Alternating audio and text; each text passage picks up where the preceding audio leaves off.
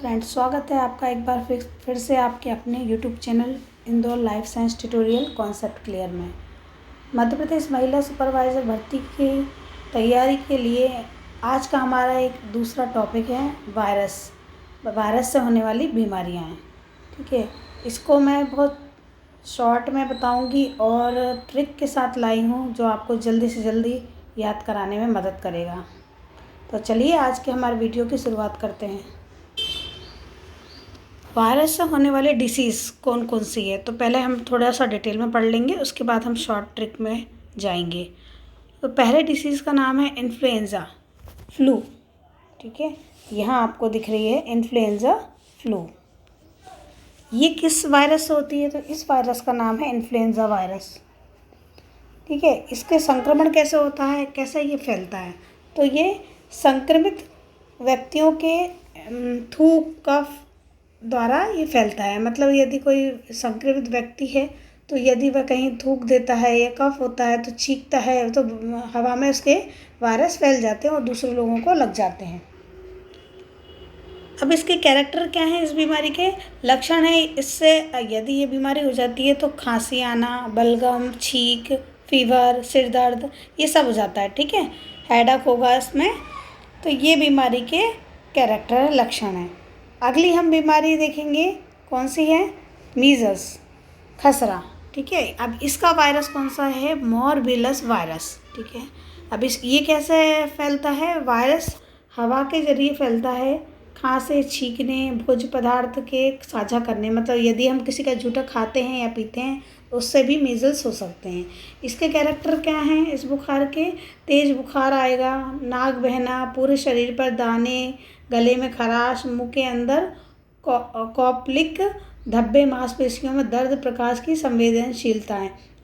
ठीक है, इसमें इंग्लिश में भी लिखा हुआ है यहाँ पर, हाई फीवर, कफ, रनी नोज, रैशेस पूरे बॉडी पर। ठीक है, थ्रोट पे, और कॉप्लिक स्पॉट होते हैं माउथ के अंदर। मतलब कुछ धब्बे से पड़ने शुरू हो जाते हैं मुंह के अंदर, जिससे पता चलता है कि ये मीज़ल्स हो सकता है। ठीक है, उसके अलावा अब हम आगे की डिसीज़ पढ़ेंगे।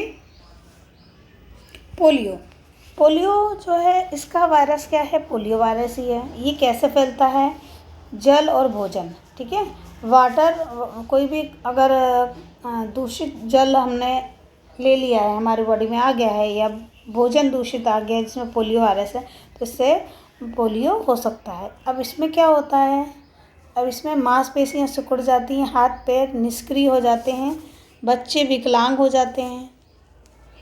ठीक है, क्या हो जाता है, मसल श्रिंक हो जाती है, हैंड्स और लेग्स क्या होता है, इनएक्टिव हो जाते हैं, सब काम नहीं कर पाते। आपने देखा होगा कुछ बच्चे चल नहीं पाते, उन लोगों को पोलियो हो जाता है। पोलियो ड्रॉप इसलिए भारत सरकार द्वारा अभियान चलाकर पोलियो ड्रॉप सभी बच्चों को दी जाती है आंगनबाड़ी में। चिल्ड्रन बिकम डिसेबल, है ना, चलने में दिक्कत होने लगती है। तो ये जो है पोलियो वायरस के लक्षण हैं। अगली बीमारी है चिकन पॉक्स। ठीक है, ये चिकन पॉक्स और स्मॉल पॉक्स, छोटी माता बड़ी माता जिसको बोला जाता है वही है चिकन पॉक्स। ये चिकन पॉक्स जो है चेचक, जिसको चेचक भी बोलते हैं हिंदी में, वेरियोला वायरस से होती है। वायु द्वारा रोगी से क्या होते हैं, डायरेक्ट कांटेक्ट में आने से हो जाती है ना, या तो मतलब कोई हवा में वो वायरस होगा जो किसी इफेक्टेड व्यक्ति के द्वारा हवा में आया होगा और हवा से ही किसी दूसरे व्यक्ति को लग जाता है, या डायरेक्ट किसी प्रभावित व्यक्ति के संपर्क में आने से भी हो जाता है। अब इसके लक्षण क्या है, तेज़ बुखार, भयंकर सिर दर्द, कमर दर्द, अत्यधिक थकान, कमजोरी, उल्टी, दाने जो मुंह से शुरू होकर पूरे शरीर में फैल जाते हैं। ठीक है, दाने भी फैल जाते हैं, हाई फीवर आता है, हेडेक हो जाता है, स्टमक पेन होता है। ठीक है, इसमें लिखा हुआ है इंग्लिश में भी, किसी को दिक्कत आती है तो आप इंग्लिश भी कंसिडर कर सकते हैं। मेरी आपको सलाह है कि आप ये डिसीज़ जो है ना, इनके वायरस और डिसीज़ इंग्लिश के शब्द ही याद रखें तो ज़्यादा सही होगा, क्योंकि इंग्लिश के जो क्वेश्चन पेपर में आता है वो इंग्लिश में अगर आप याद रखेंगे तो ठीक रहेगा, क्योंकि इंग्लिश कंसिडर की जाती है जब भी कोई इशू होता है। तो अब अगला देखेंगे हम स्मॉल पॉक्स।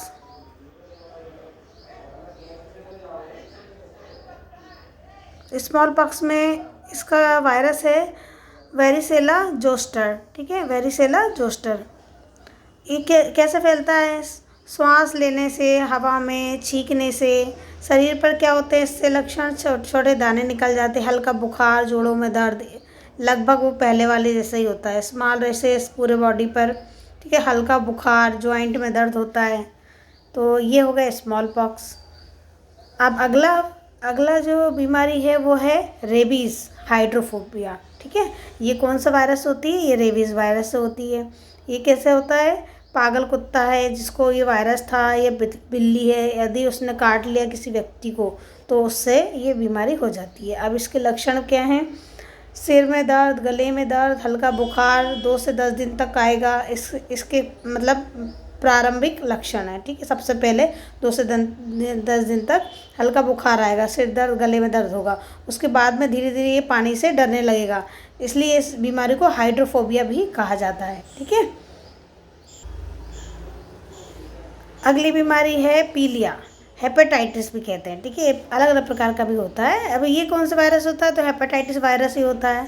जैसे यदि फूड आइटम है ना, उससे हो रहा है तो टाइप ए होगा। यदि ब्लड का ट्रांसफ्यूज़न हुआ, एक व्यक्ति से दूसरे व्यक्ति को जब ब्लड चढ़ाया जाता है ना, तो उसमें यदि संक्रमण हुआ है तो टाइप 2 हेपेटाइटिस कहलाता है, ठीक है। ये ऐसे फैलता है, टाइप 1 और टाइप 2 याद रखिएगा। इसके लक्षण क्या है? आँखें और त्वचा पीली हो जाती हैं, ठीक है। जो यूरिन होती है वो भी पीली हो जाती है। तिल्ली की कार्य क्षमता घट जाती है, खून में पित्त बढ़ जाता है, भूख नहीं लगती है, ठीक है। Eye skin become yellow, urine also become yellow, spleen efficiency decrease हो जाती है, ठीक है। तिल्ली की बाइल इंक्रीज इन ब्लड, और इसमें भूख नहीं लगती, नो एपेटाइटिस, ठीक है। तो ये हमारे वायरस से होने वाली डिसीज़ को हमने कंप्लीट किया है, आप देख सकते हैं। नेक्स्ट हम ट्रिक की ओर चलते हैं, ठीक है। ट्रिक के लिए देखेंगे हम। ट्रिक आप ऐसे याद रख सकते हैं, हाय मिस, ये मम्मी को बॉक्स देकर ऐड करवा दो जिससे वो इन्फ्लुएंसर बन जाएंगी, ठीक है। हाय मिस, ये मम्मी को बॉक्स देकर ऐड करवा दो एक, जिससे वो क्या बन जाएंगी? ऐड करने के बाद इन्फ्लुएंसर बन जाएंगी, ठीक है। तो हाय से याद रखिए हाइड्रोफोबिया, मिस से याद रखिए मीजल्स, ये हाइड्रोफोबिया हो गया, मीजल्स हो गया। ये मतलब EN को आप रखिए ऐसे, ये इंसेफेलाइटिस, ठीक है। फिर मम से हो गया, मम्स हो गया।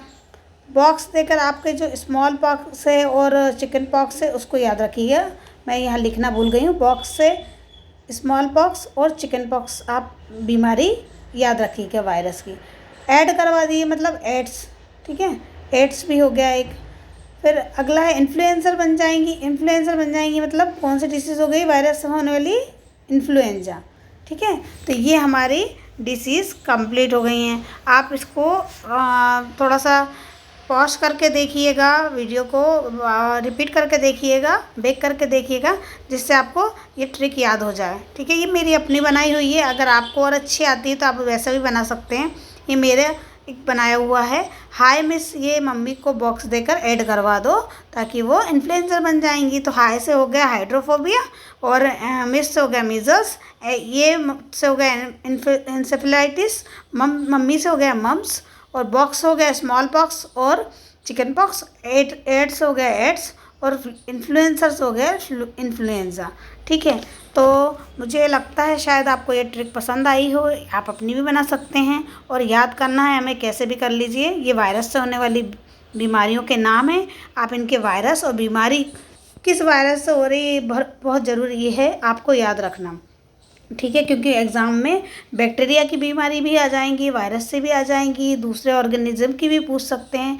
तो हमसे वो ये क्वेश्चन पूछ सकता है कि वायरस से होने वाली बीमारी कौन सी है। तो हमें ये ट्रिक के माध्यम से जब ये वायरस से होने वाली बीमारियों के नाम याद हो जाएंगे तो हमें पता रहेगा कि वायरस वाली बीमारियाँ कौन सी हैं। नेक्स्ट वीडियो में मैं आपके लिए बैक्टीरिया से होने वाली बीमारियों को लेकर आऊँगी। Thank you for watching my videos. Please like share subscribe my channel. Bye bye.